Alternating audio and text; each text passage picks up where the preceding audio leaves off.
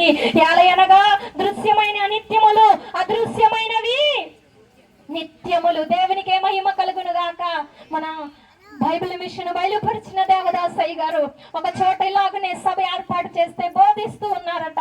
అక్కడ ఒక ప్రశ్న వేశారట అయ్యగారు, మీలో శ్రమలు లేని వారు ఎవరు నిలబడండి అంటే ఒక టీచర్ గారు నిలబడ్డారంట. ఏమ్మా నిలబడ్డామంటే, అయ్యా నాకు దేవుని దయ వల్ల ఏ శ్రమలు లేవయ్యా అందట. అప్పుడు తండ్రి గారు సెలవిచ్చారట, నీకు శ్రమలు లేకపోతే మహిమ కూడా లేదు అని తెలియజేశారట. దేవునికే మహిమ కలుగును గాక. అందుకనే తండ్రి గారు మానవుడు శ్రమను పొందక దైవా మానవుడేటు కాగలడు, మానవుడు శ్రమను పొందక దైవా మానవుడేటు కాగలడు, కానక పడిన వానిని దైవా మానవునిగా చేయంగా, ప్రేమలు పరమ ప్రేమము చేసే మానవుడు శ్రమను పొందక దైవా మానవుడేటు కాగలడు. బలో యేసు మహారాజుకి శ్రమ లేకపోతే ఏమీ లేదంట.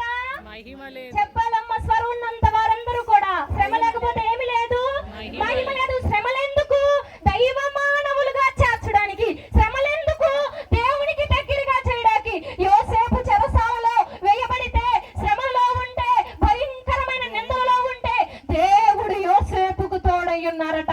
చప్పట్లు కొట్టి దేవుని నామని మహింపరుద్దాం. ఈనాడు శ్రమల్లో ఉన్నావు, నువ్వు భయపడుతున్నావేమో, దేవుడు నీ ప్రక్కనే ఉన్నారు. దేవుని బిడ్డ, దేవునికే మహిమ కలుగును గాక. గనుక క్షణం మాత్రం ఉండే ఈ మా చులకని శ్రమ మా కొరకు అంతకంతకు ఎక్కువ మహిమ మనకి కలుగజేయుచున్నది. దృశ్యమైనవి నిత్యములు, అదృశ్యమైనవి దృశ్యములు ఏమిటంట? దృశ్యమైనవి అనిత్యములు. చూస్తే ఇక అదృశ్యమైన నిత్యులు. నువ్వేం చూస్తున్నావో, ఏమి ఆశిస్తున్నావో, ఏమి చూడాలనుకుంటున్నావో, నేను చనిపోయేలోగా ఫలానిది చేసుకోవాలి, చనిపోయేలోగా ఫలాన్ని సాధించాలి, చనిపోయేలోగా ఒక ఇల్లు కట్టుకోవాలి, చనిపోయేలోగా నా బిడ్డలకు ఆస్తులు తేవాలి, చనిపోయేలోగా నా బిడ్డలు సెటిల్ చేయాలి. ఇది కాదు, ఇవి అనిత్యములు. దృశ్యమైనవి నిత్యములు గనుక ఆ రీతిగా మన చులకని శ్రమ అంతకంతకంతకు ఎక్కువ మహిమలోనికి దేవుడు మనల్ని నడిపించబోతున్నారు. ప్రియులారా, గలతీయులు రాసిన పత్రిక 5వ అధ్యాయము 6వ వచనములో చూస్తే, యేసుక్రీస్తు నందుండు వారికి సున్నతి పొందుట ఎందేమీ లేదు, పొందకపోవుట ఎందేమీ లేదు గాని ప్రేమ వలన కార్య సాధకమగు విశ్వాసమే ప్రయోజనకరమగునట. హల్లెలూయా. దేవుని యందు సున్నతి పొందిన వారికి గాని పొందని వారికి గాని ఏమీ లేదు. అయితే దేవునిలో విశ్వాసమే ప్రయోజనకరమైనది. వరదలు వచ్చినా ఆ ఇంటికి వచ్చును, ఆ ఇంటిని కొట్టిన తుఫాను వచ్చినా ఆ ఇంట్లో కొట్టిన, ఎందుకంటే ఆ ఇల్లు బండ మీద కట్టినందున దానికి ఏమి లేదు, ఏమి లేదమ్మా, చలనము లేదు. అరుణోదయ దర్శనమున దాని నుండి సంగీత సనాతనములే వినవచ్చును. అంటే నీ విశ్వాసం ఎలాగుండాలంటే కదలకుండా, ఇసుక మీద కాకుండా బండ అయిన క్రీస్తు మీద నీ విశ్వాసము కట్టబడును గాక. యేసు మహారాజుకి అప్పుడు ఎన్ని కష్టాలు వచ్చినా, ఎన్ని వ్యాధులు వచ్చినా, ఎన్ని అవమానాలు వచ్చినా నీవెవరిని విడిచిపెట్టవో తెలుసా? నీ కొరకు తన్ను తాను రిక్తునిగా చేసుకున్న దేవుని నువ్వు ప్రతి గడ్డు పరిస్థితుల్లో కూడా నువ్వు విడిచిపెట్టకుండా ఆయన హత్తుకునేటట్లుగా నీవు ఉంటావు. దేవునికే మహిమ కలుగును గాక. ఫిలిప్పీలు రాసిన పత్రిక 2వ అధ్యాయము 13వ వచనములో మనము చూస్తే, ఎందుకనగా మీరు ఇచ్చయించుటకును కార్యసిద్ధి కలుగజేసుటకును తన దయా సంకల్పము నెరవేరుటకై మీలో కార్యసిద్ధి కలుగజేయువాడు దేవుడే. మీలో నాలో కార్యసిద్ధి కలుగజేసేది ఎవరంటే మానవులు కాదు సుమి, మధ్యవర్తులు కాదు సుమి, అధికారులు కాదు సుమి, దేవుడు నిలబడితే నీ కార్యాన్ని సఫలపరిచే దేవుడు. హల్లెలూయా. అలాగనే చూస్తే కొలస్సీయులు రాసిన పత్రిక 1వ అధ్యాయము 29వ వచనము చూద్దాము. అందునిమిత్తము నాలో బలముగా కార్యసిద్ధి కలుగజేయువాడు ఆయనే, క్రియాశక్తిని బట్టి నేను పోరాడుచు ప్రయాసపడుచున్నాను. హల్లెలూయా. అందునిమిత్తము నీలో బలముగా కార్యసిద్ధి జరగాలంటే, క్రియలు జరగాలంటే నీవేం చేయాలంటే ఈ లోకములో పోరాడాలి, ప్రయాసపడాలి. మనము చూస్తే ఫిలిప్పీలు రాసిన పత్రిక 4వ అధ్యాయములో ఆ సహకారం ఇక్కడ దేవుని వాక్యం సెలవిస్తుంది ప్రియులారా. నువ్వు దేని కొరకు పోరాడుతున్నావు? కుటుంబంలో బిడ్డలైతే ఏమన్నా కొనివ్వకపోతే ఏడ్చి మరి అన్నం మానేసి మరి దాని కొరకు పోరాడుతారు కదా. తల్లిదండ్రులు అయితే దేవుని సన్నిధిలో ఒక శ్రమ వస్తే పెనుగులాడి అది పొందే వరకు పోరాడతారు కదా. అయితే నీవు నేను దేని కొరకు పోరాడాలి తెలుసా? మంచి పోరాటం పోరాడము, నిత్య జీవము చేపట్టమని ఇక్కడ అపోస్తలుడైన పౌలు గారు సెలవిస్తున్నారు ప్రియులారా. కొలస్సీయులకు రాసిన పత్రిక 2వ అధ్యాయము 22వ వచనములో మనము చూస్తే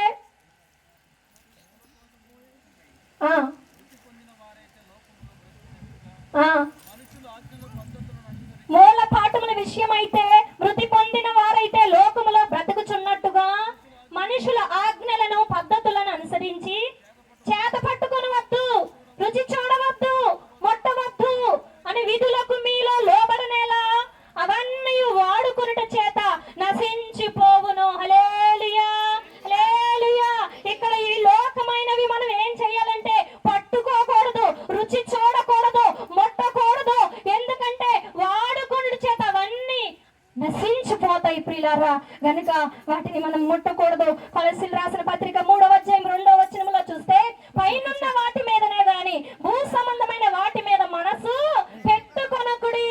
అందుకని దేవుని వాక్యం నీతిని రాజ్యాన్ని మొదట వెతుకుడు, అప్పుడు అవన్నీ మీకు మొదట ఆత్మలో వర్ధిల్లితే అన్ని విషయాలలో వర్ధిల్లుతావు. కనుక పైనున్న వాటినే మనం వెతకడానికి లక్ష్యం ఉంచాలి గాని భూమి మీద ఉన్న వాటి కొరకు ప్రయాసపడటము మన పద్ధతి కాదు పిల్లరా. పరమగీతముల గ్రంథం 1వ అధ్యాయం 5వ వచనములో నేను నల్లని దానినైనను సౌందర్యవంతురాలునని అక్కడ సొలొమోను గారు సెలవిస్తున్నారు. పరమగీతములో 2వ అధ్యాయం 4వ వచనములో మనం చూస్తే బలు రక్కసి చెట్లలో వల్లి పద్మము కనబడినట్లుగా సేరలో నా ప్రియురాలు కనబడుచున్నది. బలు రక్కసి చెట్లు అంటే భయంకరమైన శ్రమలు, భయంకరమైన అవమానములు.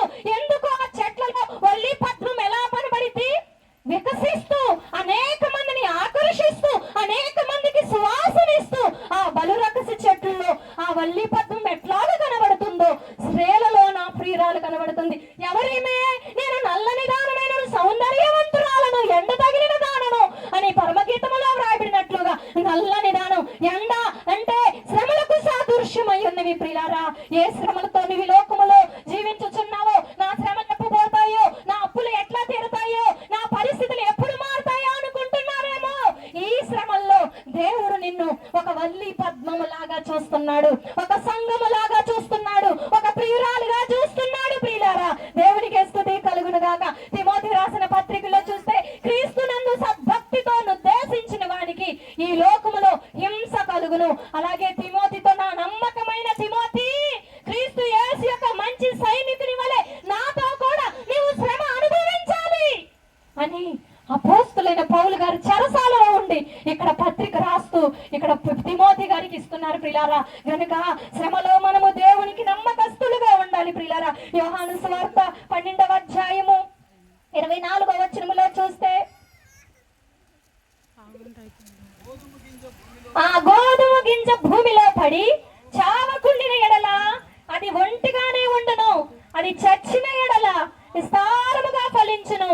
తన ప్రాణము ప్రేమించువాడు దాన్ని పోగొట్టుకును, ఈ లోకములో తన ప్రాణమును ద్వేషించువాడు నిత్య జీవము కొరకు దాన్ని కాపాడుకున్నని మీతో నిశ్చయముగా చెప్పుచున్నాను. చప్పట్లు కొట్టి దేవుని నామమున మహిమపరుద్దాం. బలో యేసు మహారాజుకి దేవునికి మహిమ కలుగును గాక. గోధుమ గింజ ఆ నేల మీద వేస్తే ఏమైపోవాలి? ఏమైపోవాలి? చచ్చిపోవాలి. చచ్చిపోతే ఏముండదు? ఫలం ఉండదు. అది చస్తేనే గాని, అది చచ్చిపోతేనే గాని విస్తారంగా ఫలించిద్దట ప్రియులారా. గనక మనము చూస్తే ఈ లోకములో మనం ఏమవ్వాలంటే దేవుని కొరకు చనిపోయిన వారిగా ఉండాలి. నన్ను వెంబడించగొని వారు తన సిలువెత్తుకొని నన్ను వెంబడించాలని దేవుని వాక్యం సెలవిస్తుంది. కనుక మనం ఆయన కొరకు చనిపోయే వారిగా అపసాక్షి మన ముందున్న భక్తులు, ఆదిమ అపోస్తలులు, ప్రవక్తలు తారు పోసారు, అగ్ని పుట్టించారు, సింహాలకు ఆహారం అయ్యారు ప్రియులారా. ఎంత భయంకరమైన క్రీస్తు కొరకు వారు ఎంత అగ్నిగుండములోకి వెళ్ళిపోయారు ప్రియులారా. ఎన్ని భయంకరమైన శ్రమలు తల క్రిందులుగా సిలువేయబడ్డారు, యక్షాహారములో సిలువేయబడ్డారు. అయ్యా నేను ఏ పాటి వాడను, అంతటి మహాగణుడే తల పైకెత్తి కిందకు సిలువ పెడితే నేను తల క్రిందులుగా సిలువేయబడాలని వారి జీవితాలు దేవుని కొరకు అపసాక్షులు అవ్వడానికి వారు జీవించారు. అర్పించారే, ఈనాడు నీవు నేను కూడా క్షయమైన ఆహారము కొరకు కష్టపడుతున్నామా? అక్షయమైన ఆహారము కొరకు కష్టపడుతున్నామా? ఇక్కడున్న మీరందరూ కూడా సద్భక్తులే. సభలు కలుగుతున్నప్పుడు మీ వంతు ఇక్కడ సహాయము చేస్తున్నారు, మీ వంతు పరిచయం చేస్తున్నారు. సభలు అవ్వగానే ఎవరి దారి వారిదైపోయింది. అంతేనంటారా కాదంటారా? అందరూ మాట్లాడాలి. మీరందరూ పెద్దలు, నేను అల్పురాలిని, దేవుడు ఈ కృపనిచ్చారు చెప్పాలి. చెప్పండి అమ్మా. కనుక ఆయన కొరకు మన మత సాక్షులైపోవాలి ప్రియులారా. దేవునికి స్తుతులు కలుగును గాక. అలాగనే మనము చూస్తే యోహాను సువార్త 15వ అధ్యాయము 17వ వచనములో చూస్తే, మీరు ఒకరినొకడు ప్రేమింపవలని ఈ సంగతులు మీకు ఆజ్ఞాపించుచున్నాను. లోకము మిమ్మల్ని ద్వేషించిన ఎడల మీకంటే ముందుగా నన్ను ద్వేషించనని మీరు ఎరుగుదురు. మీరు లోక సంబంధులైన ఎడల లోకము తన వారిని సేవించినైతే మీరు లోక సంబంధులు కారు. నేను మిమ్మల్ని లోకములో నుండి ఏర్పరచుకుంటుని, అందుచేతనే లోకం మిమ్మల్ని ద్వేషించుచున్నది. బలో యేసు మహారాజుకి. మీరు లోక సంబంధులా లేకపోతే దేవుని సంబంధులా? దేవుని సంబంధులైతే కనుక లోకము నిన్ను ద్వేషించిద్ది. కుటుంబంలో భర్త ద్వేషిస్తారు, భార్య ద్వేషించిద్ది, బిడ్డలు ద్వేషిస్తున్నారంటే, ఇరుగు పొరుగు వారు ద్వేషిస్తున్నారంటే, సమాజం ద్వేషిస్తుందంటే, చులకనగా చూస్తున్నారంటే, హేళన చేస్తున్నారంటే మీరు దేవుని సంబంధులుగా ఉన్నారని దేవుని వాక్యం సెలవిస్తుంది. బలో యేసు మహారాజుకి. దేవునికి మహిమ కలుగును గాక.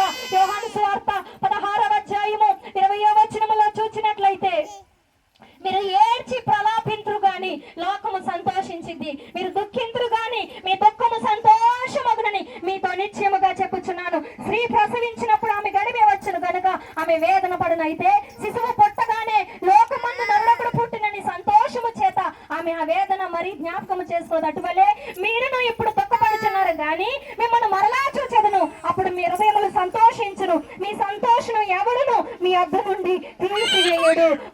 యేసు మహారాజుకి.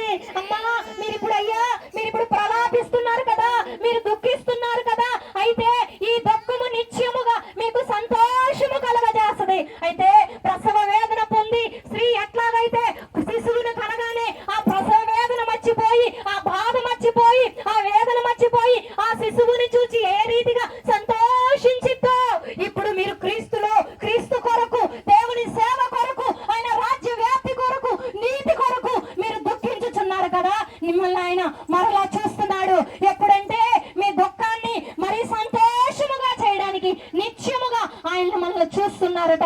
దేవునికి మహిమ కలుగును గాక. ఇక్కడ అపోస్తుల కార్యములు 10వ అధ్యాయములో మనము చూసినట్లయితే, ఇక్కడ ఇటలీ పటాలం అనబడిన శతాధిపతి అయిన కొర్నేలను భక్తపరుడు కైసరులో ఉండెను. అతడు తన ఇంటి వారందరితో కూడా దేవుని యందు భయభక్తులు గలవాడయుండి ప్రజలు బహు ధర్మము చేయుచు ఎల్లప్పుడూ దేవునికి ప్రార్థన చేయువాడు. పగల ఇంచుమించు 3 గంటల వేళ దేవుని దూత అతని వద్దకు వచ్చి కొర్నేలని పిలిచి దర్శనమందు తేటగా అతనికి కనబడెను. అతడు దూత వైపు తేరి చూచి భయపడి ప్రభువా ఏమని అడిగినందుకు దూత, నీ ప్రార్థనలు, నీ ధర్మ కార్యములు దేవుని సన్నిధికి జ్ఞాపకార్థముగా చేయబడినవి. బలో యేసు మహారాజుకి. నీ ధర్మ కార్యములు, నీ యొక్క ప్రార్థనలు దేవుని సన్నిధికి చేరబడినవి. ఆయన భక్తి పరుడంట. ఈయన 100 మందికి శతాధిపతి అంట ఈ కొర్నేలనే భక్తుడు. అయితే దేవుడు ఇతనికి దర్శనము కలగజేసి, నువ్వు ఒక 2 మనుషులను పంపించు, అక్కడ దైవ సేవకులు ఉన్నారు, ఆ సేవకుని నువ్వు పిలిపించుకొని కోటము జరిపించగానే పేతురు గారి దగ్గరికి, పేతురు గారేమో ఈయన 12 గంటలకి మీ అక్కడ ప్రార్థన చేస్తుంటే పేతురు గారు 3 గంటలకి అక్కడ ప్రార్థన చేస్తున్నారు. మించు 12 గంటలకి పేతురు గారు ప్రార్థన చేస్తున్నారు. 9వ వచనములో ఆయన మిద్ది మేరకు ప్రార్థన చేస్తుంటే 4 చెంగులు కలిగిన దుప్పటి ఆయన దగ్గరికి దిగింది. చతుష్పాది జంతువులు ఆ దుప్పటిలో దిగిన పిల్లలు. ఆ దుప్పటిలో ఏముంటాయి? చతుష్పాది జంతువులు అంటే అడవిలో ఏమున్నాయి? సింహాలు ఉన్నాయి, పులులు ఉన్నాయి, ఇక ఏమున్నాయి? పాకు పురుగులు ఉన్నాయి, ఆకాశ పక్షులు ఉన్నాయి, ఇక చకల జలరాశులు ఉన్నాయి ప్రియులారా. వాటిని ఏమంటున్నారంటే, వీటిని చంపు నువ్వు తినమంటే పేతురు గారు అంటున్నారు, అయ్యా నిషిద్ధమైనవి, అపవిత్రమైనవి నీవు నన్ను నేల తినమంటున్నావంటే, నేను పవిత్రపరిచిన వాటిని నీవెందుకని అలాగంటున్నావు? నేను పవిత్రపరిచను, నువ్వు తినంటే అలాగే అని చెప్పగానే ఆయన దర్శనము చూస్తున్నాడు. అక్కడ చూస్తే కొర్నేల ఇటలీ పటాలను 2 మనుషులు వచ్చారు. వాళ్ళ దగ్గరికి వచ్చాడు. దేవుడు కూడా వారితో, 2తో నువ్వు ఆ ప్రాంతానికి వెళ్ళంటే ఇక్కడ పేతురు గారు వచ్చారు ప్రియులారా. పేతురు గారికి దర్శనము కలిగింది, కొర్నేలు భక్తుడికి దర్శనము కలిగింది. బైబిల్ మిషన్ ముఖ్య సిద్ధాంతం ఏమిటంటే దర్శనము కార్య సాధకమై ఉన్నది కాబట్టి కాబట్టి ఈ దర్శనమే పేతురు గారికి దర్శనము ద్వారా ఎటలి ప్రాంతానికి వెళితే ఇక్కడ మనము చూస్తే అదే 10వ అధ్యాయములో 24వ వచనములో చూస్తే 10వ అధ్యాయం 24వ వచనములో మరునాడు వారు కైసలో ప్రవేశించి అప్పుడు కొర్నేలి తన బంధువులను ముఖ్య స్నేహితులను పిలిపించి వారి కొరకు కనిపెట్టుకొని ఉండెను. హల్లెలూయా. ఇక్కడ దేవుడు కొర్నేలికి చెప్పాడు కదా, ఆయన అన్ని సిద్ధపరిచేసుకుంటున్నారు. అంటే దైవ సేవకులు ఇంకా ప్రాంతానికి ఇంకా ప్రవేశపెట్టాల. అయితే ఆయన యొక్క బాధ్యత ఏంటి, భారం ఏమిటి, పనేమిటి అంటే దేవుని వాక్యం అనేక మందికి వినిపించాలని ఆయన బంధువులను ముఖ్య స్నేహితులందరినీ కూడా ఆ గృహంలోకి ఆహ్వానించారట. ఆ గృహంలోకి వచ్చి పేతురు గారు వచ్చారు. జరిగిన ఈ కొర్నేలికి జరిగిన దర్శనం అంతా పేతురు గారికి వివరించారు. పేతురు గారు కూడా కలిగిన దర్శనం అంతా వివరించి దేవుడు అందరికీ ప్రభు యేసుక్రీస్తు పక్షపాతి కాడు, అందరికీ న్యాయం చేస్తాడు, అందరికీ నీతిగా జీవింపజేస్తాడు, అందరినీ బాగు చేస్తాడు, అందరూ ఒకటే అని అక్కడ బోధ చేస్తుంటేనట మనము చూస్తే 10వ అధ్యాయము ఇక్కడ 44వ వచనములో చూస్తే మనము పేతురు మాటలు ఇంకా చెప్పుచుండగా అతని బోధ విన్న వారందరి మీదకి పరిశుద్ధాత్మ దిగిను. సున్నతి పొందిన వారిలో పేతురు కూడా వచ్చిన విశ్వాసులందరూ పరిశుద్ధాత్మ వరము అన్యజనులు సైతము కుమ్మరించబడింది. ప్రియులారా చప్పట్లు కొట్టి దేవుని నామమున మహిమపరచుదాం. యేసు మహారాజుకి దేవునికే మహిమ కలుగును గాక. ఇలాగున అన్యజనుల మీదకి తనతో పేతురు గారితో వచ్చిన యూదులు మాత్రమే పరిశుద్ధాత్మ పొందుకోలా, వారు తీసుకొచ్చిన అన్యుల మీదకు కూడా పరిశుద్ధాత్మ పొందుకొని వారు కూడా అక్కడ భాషలు మాట్లాడి అయ్యా మేము రక్షణ తీసుకోవాలి అని వారు సిద్ధపడ్డారు. ప్రియులారా దేవునికి మహిమ కలుగును గాక. యేసు మహారాజుకు ఈనాడు ఇక్కడ ఎంతమంది కొర్నేలు ఉన్నారు. అలాగే చూస్తే అపోస్తలుల కార్యములు 16వ అధ్యాయములో 14వ వచనములో చూస్తే 13వ వచనము నుంచి విశ్రాంతి దినమ గవిని దాటి నది తీరమున ప్రార్థన కనుగొని అక్కడికి వచ్చి కూర్చుండి కూడి వచ్చిన స్త్రీలతో మాట్లాడుచుండిమి. అప్పుడు లూదియాను దైవభక్తి గల ఒక స్త్రీ వినిచుండెను. ఆమె ఉదారంగు పొడిని అమ్ము తుయతీరా పట్టణస్థులు. ప్రభు ఆమె హృదయమును తెరిచెను గనుక పౌలు చెప్పిన మాటల యందు లక్ష్యముంచెను. ఆమె ఇంటి వారిని బాప్తిసం పొందినప్పుడు ఆమె నేను ప్రభునందు విశ్వాసము గలదాన్ని మీరు ఎంచితే నా ఇంటికి వచ్చి ఉండుడని వేడుకొని మమ్మును బలవంతము చేసిరి. హల్లెలూయా. ఉదారంగా అమ్ముకునే అంటే ఈమె బహుధనవంతురాలు. వ్యాపారముల కన్నిటికంటే ఉదారంగు పొడి వ్యాపారము బహు గొప్పది, పేరు కలిగినది, గనురాలు ఈమె. అక్కడ ఆమె కూడా కూడుకున్నది. అపోస్తలులు పౌలు వాక్యం బోధిస్తుంటే ఆమె హృదయం తెరవబడింది. అయ్యా మీ యందు దేవుని యందు నేను విశ్వాసం గలదానిగా ఎంచితే దయచేసి మా ఇంటికి రండి అని ఏం చేస్తున్నామే, బలవంతం చేస్తుంది. ప్రియ సంగమా ఈనాడు మీ దైవ చెల్లి ఎంతమంది బలవంతం చేస్తున్నారు. అనేక ప్రాంతాల నుంచి అనేక గ్రామాల నుంచి ఈ స్థలంలో మీరు ఏకీభవించారు కదా. ఈమె చూస్తే తుయతరా పట్టణస్థురాలట. ప్రకటన గ్రంథం 2వ అధ్యాయంలో 7 సంఘాల్లో చూస్తే ఒక సంఘం ఏమిటంటే తుయతైరా సంఘము. చప్పట్లు కొట్టి దేవుని నామమున మహిమపరచుదాం. హల్లెలూయా. యేసు మహారాజుకి అంటే ఈమె తుయతైరా పట్టణస్థురాలు. సంఘం అక్కడ తుయతైరలో సంఘం ఏర్పడింది. ఈమె హృదయం ఏర్పడి తెరవబడి ఆమె సైనికులను దైవ జల్లు ఏం చేసిందంటే బలవంతం చేసింది. ఈనాడు మీ మనస్సాక్షితో అడుగుతున్నాను, మీ మనస్సాక్షిని ఒకసారి పరీక్షించుకోండి. మీ దైవ జల్లు మీరు బలవంతం చేస్తున్నారా? రక్షణ కార్యం జరుగుతుందా? సిలువ కార్యం వ్యాప్తి చెందుతుందా? రాకడికి అనేక మంది సిద్ధపడుతున్నారా? దేవుని వాక్యం అంటుంది సరంబి వేసిన ఇళ్లలో ఉంటున్నారు. పడిపోయిన ప్రాకారాల గురించి మీరు ఆలోచించట్లా. దేవుని కంటే ఎక్కువగా సుఖాన్ని మీరు ప్రేమిస్తున్నారని దేవుని వాక్యం సెలవిస్తుంది. పడిపోయిన ప్రాకారాల గురించి నీవు నేనే ఈ దినము కట్టబడాలి, నాటబడాలి, అనేక మందిని ప్రభు యొద్దకు నడిపించబడాలి. ప్రియులారా అపోస్తలులైన పౌలు ఆ 10వ అధ్యాయంలో మనము చూస్తే కొర్నేలికి దర్శనము కలిగింది, పేతురు గారికి దర్శనము కలిగింది. అంటే వీరిద్దరికి దేవుడు ఏకాత్మిచ్చారు, ఏక మనసిచ్చారు. పరిశుద్ధాత్మతో వారు నింపబడి దైవ దర్శనము వారిద్దరిలో వచ్చిన ఒకటే తలంపు, ఒకటే ఆలోచన, ఒకటే దర్శనం ఏమైందంటే అక్కడ కూడి ఉన్న అన్యజనులందరి మీదకి యూదులకు పరిశుద్ధాత్మ దిగిందట. ఈనాడు ఈ సభలు ఎందుకంటే నువ్వు పరిశుద్ధాత్మతో నింపబడాలి, నువ్వు ఒక లూదియాలాగా మార్చబడాలి, నీవు ఒక కొర్నేలుగా మార్చబడాలి. నువ్వు క్షయమైన ఈ ఆహారము కొరకే వారమంతా నీ కుటుంబం కొరకు కష్టపడుతున్నావు. 1 రోజు 2 రోజులు అక్షయమైన ఆహారము కొరకు మనము కష్టపడాలా వద్దంటారా? చెప్పండి. మన పాప భారాన్ని, వ్యాధి భారాన్ని, శిక్ష భారాన్ని నింగికి నేలకి మధ్య, నిలువు కరకు అడ్డకరకు మధ్య మోయలేని ఆ సిలువ భారను ఆఖరి రక్తపు బొట్టు వరకు నీ కొరకు నా కొరకు కార్చాడే. ఆయన కొరకు నేనేం చేస్తున్నావు? ఆయన కొరకు ఏం కష్టపడుతున్నావు? వచ్చామా వెళ్ళామా? ఆ జీవితం అసలు వద్దు. అందుకు మనం పిలవబడలా, అందుకు ఆయన మన ఎందట్లా ముద్ర వేయలా. ఎందుకు వేశాడంటే అక్షయ ఆహారము కొరకు, నిత్య జీవం ఇచ్చే ఆహారము కొరకు కష్టపడడానికి ఆయన మనకు ముద్ర వేశారు. అలాగనే చూస్తే యెషయా గ్రంథము 62వ అధ్యాయంలో చూస్తే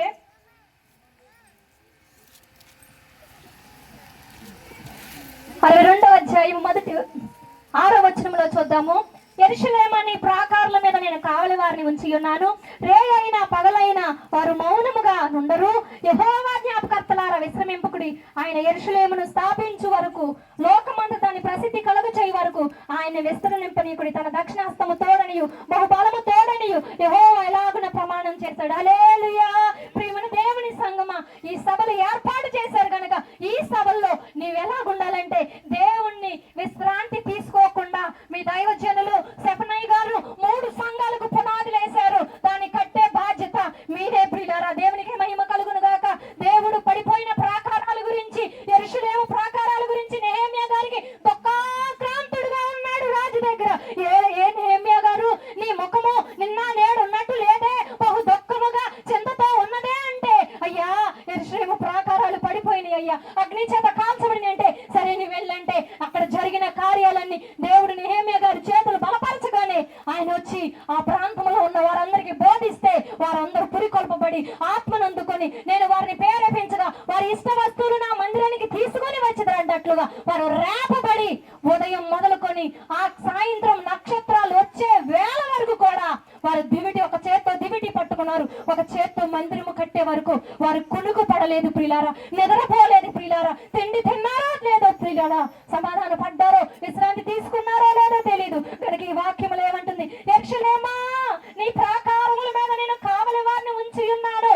అయితే నీవు నేను చేయాల్సిన పని అంటే రే అయినా పగలైనా రాత్రైనా నీవు మౌనంగా ఉండొద్దు. యెహోవా జ్ఞాపకర్తలారా అంటే ఇక్కడ ఇర్మియా ప్రవక్త అన్నాడు, ప్రార్థన చేసే స్త్రీలారా నా కన్ను కన్నీటి ఓటగాను, నా తల జలమయముగాను చేసుకుని కన్నీళ్లు కచ్చే రోదన చేసే స్త్రీలను పిలవనప్పుడే నువ్వు చేయగలుగుతావా? చేయలేదా? కూర్చో, ప్రభు పాదాలు పట్టుకో. 3 మందిరాలు కట్టే వరకు ఈ లోకమంతా, ఈ ప్రాంతాలన్నీ కూడా సొంత రక్షకుడిగా సిలువ జెండా రాకడ వార్త, రక్షణ వార్త వెదజల్లే వరకు కూడా నీవు నేనైతే ఊరకుండకుండా చూడాలి. 62వ అధ్యాయం 1వ వచనములో సియోను నీతి సూర్యకాంతి వలె కనబడే వరకు, దాని రక్షణ దీపం వలె వెలుగుచుండు వరకు సియోను పక్షమందు నేను మౌనముగా ఉండను, యెరూషలేము పక్షమందు నేను ఊరకుండను. హల్లెలూయా. ఎవరు ఊరకుండరు? దేవుడు సియోను స్థాపించే వరకు ఊరకుండుడట, దీపములు వెలుగుచుండే వరకు మౌనముగా ఉండడట. సియోను పక్షంగా ఆయన వ్యాజ్యమాడబోతున్నారు కనుక ఈ దినము. అలాగే యెషయా గ్రంథం మనము చూస్తే 2వ అధ్యాయములో 2వ వచనములో చూస్తే 2వ అధ్యాయం 2వ వచనం, అంత్య దినముల్లో పర్వతముల పైన యెహోవా మందిరం పర్వత శిఖరమున స్థిరపరచబడి కొండల కంటే ఎత్తుగా ఎత్తబడును. ప్రవాహం వచ్చినట్లు సమస్త అన్య జనులు దానిలోనికి ఏం చేస్తారు? వచ్చేదరు. ఆ కాలమున సియోనులో నుండి ధర్మశాస్త్రము, యెరూషలేములో నుండి యెహోవా వాక్కు బయలు వెళ్ళెను. జనులు గుంపులు గుంపులుగా వచ్చి యాకోబు దేవుని మందిరమునకు యెహోవా పర్వతమునకు మనకు వెళ్ళుదుము రండని ఆయన తన మార్గముల విషయమై మనకు బోధించును. మనం ఆయన త్రోవల్లో నడుతుమని చెప్పుకొందురు. సమస్త అన్య జనులు ప్రవాహము వచ్చినట్లుగా గుంపులు గుంపులుగా 3 మందిరాల్లో దేవుడు నడిపించేలాగున నీవు నేను ఒక సాధనమై నీ యొక్క కృప కొరకు, ఈ సేవ కొరకు ప్రయాసపడేవారిగా, ప్రార్థించేవారిగా, ప్రభు పాదాలు పట్టుకునేవారిగా మనము జీవించాలి. దేవునికి మహిమ కలుగును గాక. కనుక మన ప్రారంభ వాక్యం 6వ అధ్యాయం 27వ వచనంలో యోహాను సువార్త ఏముంది? క్షయమైన ఆహారము కొరకు కష్టపడకుడి గాని అక్షయమగు నిత్య జీవం ఇచ్చే అక్షయమైన ఆహారము కొరకు మనం ఏం చేయబడాలి? కష్టపడాలి. కష్టపడదామంటారా వద్దంటారా? చెప్పండి. యెరూషలేము ప్రాకారాలు కట్టే వరకు, సియోను స్థాపించే వరకు మౌనముగా ఉండరు, విశ్రమింపకూడదట దేవుణ్ణి. అటు భాగ్యము దేవుడు మనకు కలగ చేయాలి. ప్రార్థన చేసుకుందాం ఒక్క నిమిషం. అమ్మా, అయ్యా, ఇప్పుడు వరకు దేనికోసం కష్టపడ్డావు? బంగారం కొనుక్కోవాలని కష్టపడుతున్నావా? నీ మనసాక్షితో ఒకసారి ఒక ప్రశ్న వేసుకో. నేను ఇల్లు కట్టుకోవాలనుకుంటున్నావా? నీ బిడ్డలు గొప్పగా చదివించుకోవాలనుకుంటున్నావా? ఈ లోకములో నేను బహుఘాత వహించిన వారిగా ఉండాలనుకుంటున్నావా? కాదు, అది కాదు. అక్షయమైన ఆహారము కొరకు కష్టపడాలని దేవుని వాక్యం సెలవిస్తుంది. అక్షయ శరీరముతో అలంకరింపబడి